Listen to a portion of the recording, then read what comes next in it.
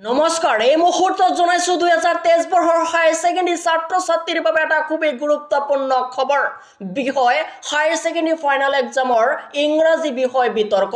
বহুত টান আহিছিল ইংৰাজী প্ৰশ্ন কাকত তাৰ পিছতে এজন শিক্ষকে পোষ্ট কৰিছিল টুইটাৰত তাৰ পিছত আৰম্ভ হৈছিল বিতৰ্ক এবাৰ বিতৰ্কৰ পিছত আন এক বিতৰ্ক শিক্ষামন্ত্ৰী ৰণোজ পেগুৱে কৈছিল যে এবাৰ কোনো ভুল হোৱা নাই প্ৰশ্ন কাকত তাৰ পিছতে মুখ্যমন্ত্ৰীৰ এক গুৰুত্বপূৰ্ণ মন্তব্য তাৰ পিছতে আৰম্ভ হৈছে আন এক বিতৰ্ক বহু শিক্ষকে চৰকাৰী দৰমহাকাই হায়াৰ সেকেন্ডাৰী ফাইনেল এক্সামক লৈ সমালোচনা কৰিছে এক নম্বৰত লিখিছে যে আসলতে তেওঁলোকে নিজৰ ল'ৰা-ছোৱালীক ব্যক্তিগত খণ্ডৰ বিদ্যালয়ত পঢ়ায় আৰু সমালোচনা কৰে চৰকাৰী বিভাগক দুই নম্বৰত লিখিছে যে আসাম হায়াৰ সেকেন্ডাৰী এডুকেশ্যন কাউন্সিলে এবাৰ ইংৰাজী বিষয়ৰ প্ৰশ্ন কাকতখন বৰ সুন্দৰকৈ প্ৰস্তুত কৰিছে 3 নম্বৰত কৈছে যে আসাম হায়াৰ সেকেন্ডাৰী এডুকেশ্যন কাউন্সিলে এনেধৰণৰ প্ৰশ্ন কাকত প্ৰস্তুত কৰাৰ দ্বাৰ অব্যাহত ৰাখে তেন্তে হায়াৰ সেকেন্ডাৰী ফাইনেল কি অসমৰ বহু ছাত্ৰ ছাত্ৰী এপিএসসিৰ লগতে ইউপিএসসি পৰীক্ষা দিবলৈ বহুত সহজ হৈ পৰিব 4 নম্বৰত কৈছে যে আগতে হৈ যোৱা প্ৰশ্নলিবোৰ এটা বছৰৰ বা দুটা তিনিটা বছৰৰ কমন প্ৰশ্ন আহে আৰু এবাৰ তেনেকুৱা প্ৰশ্ন দেখা নাপালো তাৰ পিছত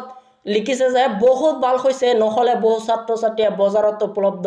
এসোপামান বানানৰ বলৰ 3-4টা বছৰৰ প্ৰশ্ন কাকতৰ গাইডবুক পঢ়ি পৰীক্ষা দিয়ে ফলত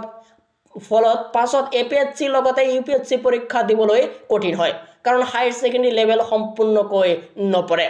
তাৰ পিছত লিখিছে যে নকল কৰিবলৈ 3-4 বছৰৰ প্ৰশ্ন কাকতৰ গাইডবুক ফালি লৈ যায় এবাৰ কাম নিদিলে পৰীক্ষা হলত আপোনালোকে এটা যদি সমীক্ষা আৰম্ভ কৰে অসমৰ 65% ছাত্ৰ ছাত্ৰীয়ে বহু বানানৰ বুলৰ গাইডবুক অৰ্থাৎ এছএলসি হাই সেকেন্ডাৰী ব্যৱহাৰ কৰে